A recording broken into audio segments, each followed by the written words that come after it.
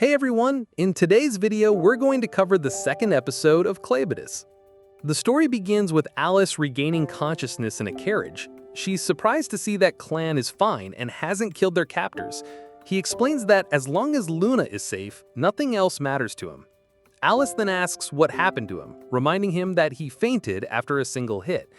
"Have you become this weak in human form?" she asks. Clan explains that his power hasn't decreased at all, but the human body he's inhabiting is weak, and he hasn't fully adjusted to it yet. Alice then asks, "Then why aren't we leaving?" Clan lays out his plan. "I'm a human for now, and I need to hide my identity until Luna can become the ruler. Besides, I need to understand humans, and seeing their suffering, it makes me feel sorry for them." He then asks what's going on. Alice explains that their captors are bandits who capture people to sell as slaves.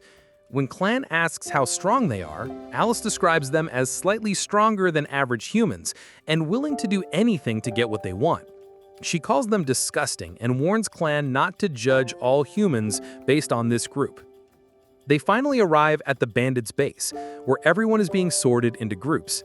An old man tries to escape, but the bandits just laugh as they easily kill him. They announce that if anyone else wants to live, they must obey. Afterward, some men begin taking Alice away, and it's clear from their leers that they have malicious intentions. A woman summons Clan over because he's holding a baby.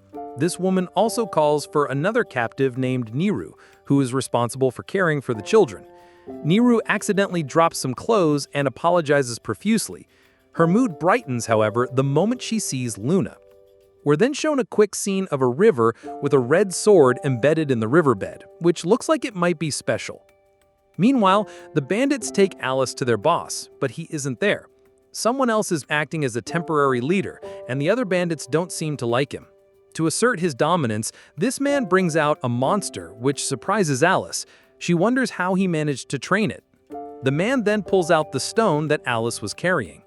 He starts talking about Clevatess, mentioning how the king hired 13 heroes to kill him, but they all failed miserably, resulting in Clevatess destroying the kingdom. He reveals he knows that one of those 13 heroes was a girl. He says, "I don't understand how you have such a rare stone, and you weren't scared of my monster. It's obvious that you're a hero." Hearing this, everyone is shocked. The man declares that with the kingdom destroyed, it's their time to shine. He draws his sword, which has a reddish tint. Alice is stunned to see a red sword, as only the people of Haydens had the ability to forge them by melting a special stone. The man admits, "By the way, this sword is a fake. The redder the sword, the more powerful it is. Honestly, people like us don't know anything about the real blades, which makes it easy to fool people. Since Clevatess killed the royal family, no one can make red swords anymore. If someone tried, the price would be astronomical, and we can take advantage of that." His plan is to collect all the remaining red swords and sell them at a high price. Since Alice is a hero, he assumes she knows where the other heroes' swords are. In the anime, the swords are called regalia, but we'll just call them red swords. He demands, "Where's your red sword?" but Alice refuses to answer. The men decide it's time to give her the treatment, implying they're going to torture her. We cut back to Clan, who is being forced to do manual labor. Then we see Niru trying to feed a baby, but some men approach, beat her, and demand that they bring them food. Later, a woman remarks that Clan is easy to boss around, doing whatever he's told, but he also looks very different. Two men corner Niru again, spilling her juice and beating her before dragging her away to assault her. Just as they are about to leave, their heads are sliced off and their bodies vanish. The culprit, as you can guess, is Clan. He praises Niru and asks about her past. She explains that she has been a slave in this place for as long as she can remember. She never knew her father, and while she remembers her mother, she can no longer recall her face. Her mother endured the same abuse, but then one day, she disappeared. After that, the men started beating Niru instead. She realized her mother had been protecting her by taking the abuse in her place, which was so bad that it damaged one of her ears. Another girl eventually taught her how to survive. She was then given the job of taking care of the children. Clan remarked, "But I heard only a mother can nurse a child." This makes her very sad. We learn that Niru had a child of her own, but it died at birth. She had lost all hope, But when she regained consciousness, she found herself nursing another baby, which gave her a new reason to live.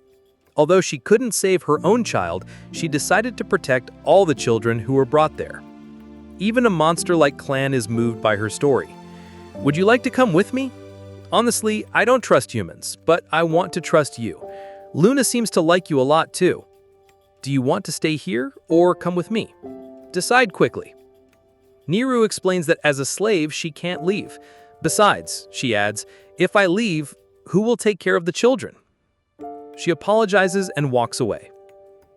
The scene shifts back to Alice being led away by goons who taunt her that escape is impossible. Alice realizes they're in some kind of mine. She notices a man standing near a pool of water, and the bandits start mocking him, saying he's getting too ambitious. We learn that a hero chosen by the king 300 years ago died in this very place.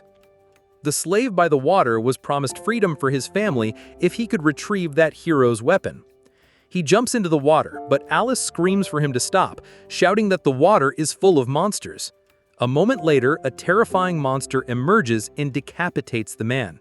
His wife, watching from nearby, breaks down in tears while the bandits laugh cruelly.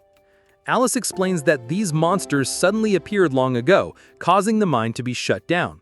A hero came to kill the monster, but also died, and the mine was sealed. The hero's sword was called the Slim Slasher. He earned that title for killing a different monster. We also learn the bandits never intended to free the couple anyway. They turn their attention back to Alice, and a blind man gets uncomfortably close, making vulgar comments about her. Alice says, honestly, for once, I'm thankful for this curse. She dislocates her shoulders, brings her bound hands forward, and smashes the man in the head. Using his knife, she cuts her ropes just as the bridge beneath them breaks. As they all plummet, Alice prays, Clan, you weren't lying to me, were you? Everyone falls, and Alice's head strikes the rocks on the way down, leaving her badly injured. And with that cliffhanger, the episode ends.